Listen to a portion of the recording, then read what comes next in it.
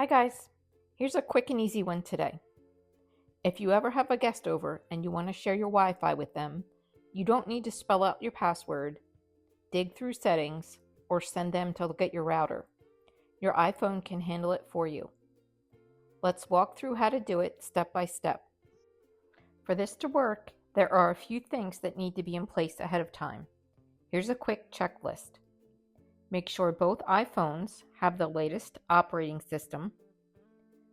They both need to have Wi-Fi and Bluetooth turned on. Personal hotspot has to be turned off. And both devices need to be signed into iCloud. Finally, and this one is most important, you both need to have each other's Apple ID email saved in contacts. We're going to use NameDrop to quickly and easily share contact info.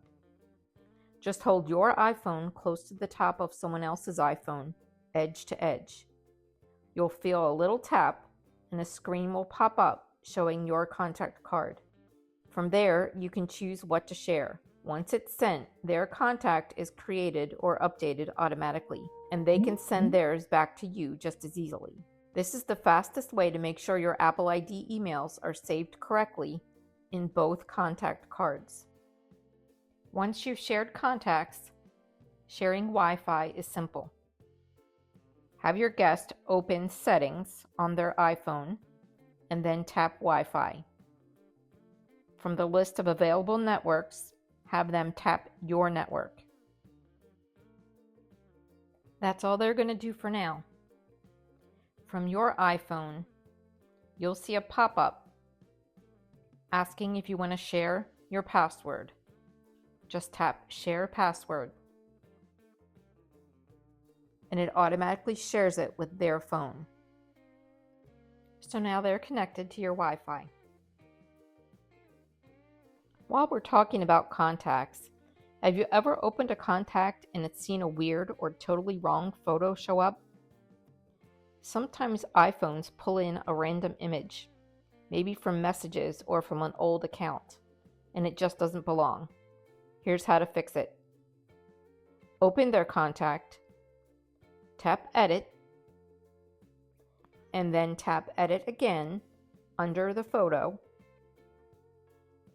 From there, swipe up on the wrong image. Tap the trash can, and then tap Delete.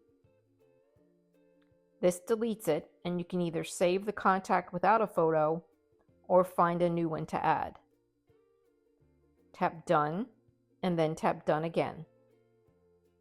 It only takes a second, and it keeps your contacts looking clean and up to date. If you're trying to share your Wi-Fi with someone and it's not working, make sure you go over that checklist and use NameDrop to make sure their contact is listed correctly. That's where most people get tripped up. So there you go, easy Wi-Fi sharing, faster contact setup with NameDrop, and a little cleanup tip for when contact photos go off the rails. If you have any questions, please leave me a comment and I'll try to help. If you have a second, please like and subscribe and share the video with someone who could use it. Thanks for watching. See you next time.